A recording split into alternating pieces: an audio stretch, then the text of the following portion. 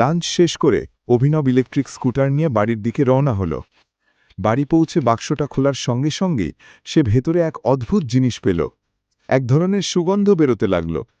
সেই গন্ধ শুকে অভিনবের মন কেঁপে উঠল।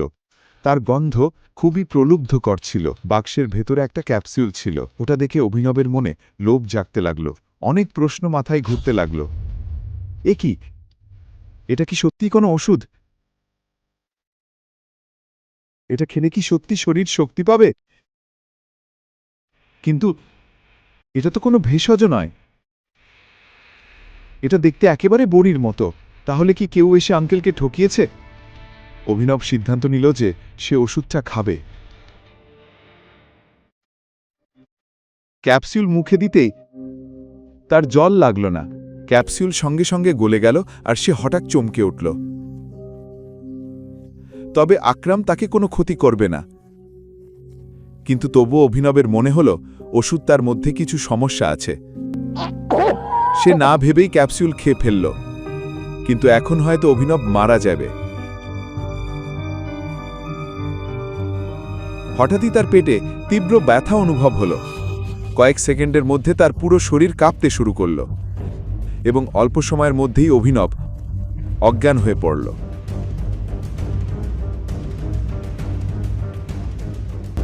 যখন সে চোখ খুলল তখন প্রায় রাত হয়ে গেছে।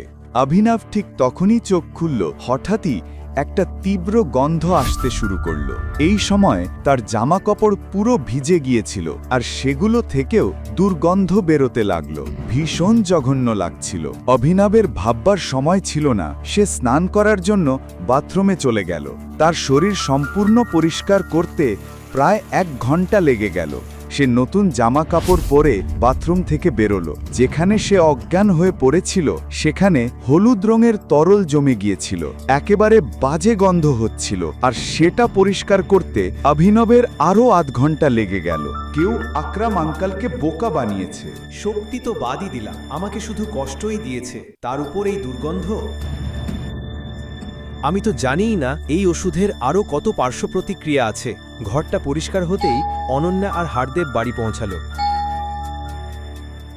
আজ তো বেশ ভালো শপিং হয়েছে, তাই না? হ্যাঁ, আর আমরা ঠিক সময়েই করেছি, একেবারে। তুমি কি রান্না করেছো? আসলে আমার কিছু কাজ ছিল, তাই রান্না করতে পারিনি। আমি ভাবছিলাম কেননা আজ একটু বাইরে খেয়ে আসা যাক। আহা, এমন অজুহাত তো আজকের আগে শুনিনি। তুমি তো সারাদিন বাড়িতেই থাকো, কোনো কাজ নেই। মনে হচ্ছে রাজপুত্র আজকাল ভীষণ ব্যস্ত হয়ে গেছে। অনন্যাও অভিনবের কথা হজম করতে পারছিল না। কিন্তু গত কয়েকদিন ধরে অভিনবের এই বদলে যাওয়া রূপ দেখে অনন্যা বিরক্ত হচ্ছিল না। এজন্যই অনন্যা বলল, আসলে দাদাজি, আমিও ভাবছিলাম আজ কেন না একটু বাইরে খেয়ে আসা যায়।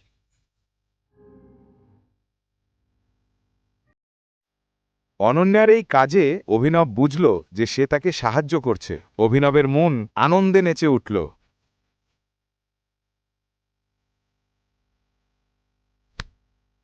অভিনব, কি চলছে? দায়িত্ব একটা জিনিস। তুমি তো সব সময় রান্না করেছো, আজকাল তোমাকেই রান্না করতে হয়। কি হয়েছে? এসব অজুহাত দিও না। ঠিক আছে। পরশু স্যানি ভাইয়ার জন্মদিন, তার জন্য ভালো একটা উপহার নিয়ে আসবে 2 দিনের মধ্যে। কোনো সস্তা জিনিস নয়, আর কিনবার আগে 1000 বার ভেবে নেবে, না হলে সেটা সারা জীবনের জন্য অপচয় হবে। আমায় লজ্জায় পড়তে হবে। রাংরেজ রেস্টুরেন্টে সানি সিংয়ের জন্মদিন। অভিনব, অনন্যা, হারদেব 3 জনকেই আলাদা করে ভেনিউতে পৌঁছাতে হতো, কারণ প্রত্যেককে সানির জন্য উপহার আনতে হতো।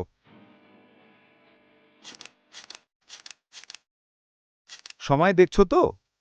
অভিনব তখনও আসেনি আর অনন্যা অপেক্ষা করছিল। অভিনব প্রতিশ্রুতি দিয়েছিল যে এবার সেও উপহার দেবে, সবার থেকে আলাদা হবে সেটা। কিন্তু এরপর অনন্যার মনে এক ধাক্কা লাগল যখন সে দেখল অভিনব তার হাত ধরে আছে আর তার হাতে একটা সাধারণ কাঠের বাক্স।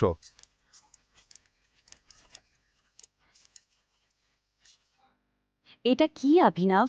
অন্তত বাক্সটা গিফট র্যাপ করাতে পারতে। আরে আমি তো র‍্যাপ করাতে চাইনি।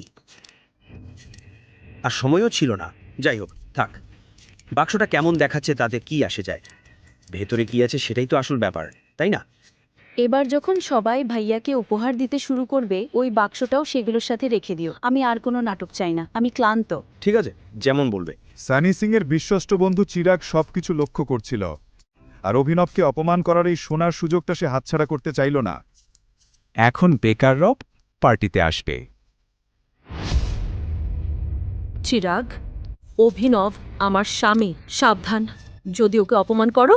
দেখো অ্যানান্না, আমি কি তোমার অনুভূতিতে আঘাত করেছি? কিন্তু এই গরিব লোকটার জানা উচিত যে সে এক মিলিয়নের মেয়েকে বিয়ে করেছে। এরকম ভিখারিরা কতদিন টিকবে? নিজের কাজে মন দাও। আমি এখানে কোনো ঝামেলা করতে চাই না। নিজের সীমার মধ্যে থাকো। ভুলে যেও না যে তুমি কেবল একজন সাধারণ ডেলিভারি বয়। অনন্যাকে বিয়ে করেছো বলে আকাশে উড়ছো? আমি যতটা ওটেজো হতে চাই ততটাই হব, কিন্তু আমি তোমার থেকে অনেক ভালো। আমি সেই লোক নই যাকে বিয়ার কোম্পানি আবর্জনার মতো অফিস থেকে ফেলে দিয়েছিল। ব্যাপারটা একেবারেই উত্তপ্ত হয়ে উঠেছিল। চিরাগের শহরের বড় বড় গুন্ডাদের সাথে অনেক সম্পর্ক ছিল, কিন্তু তবুও সে চিরাগের সাথেই ঝামেলা পাকালো। পুরো গল্পটি জানতে এখনই পকেট এফএম অ্যাপটি ডাউনলোড করুন, লিঙ্কটি রয়েছে বর্ণনায়।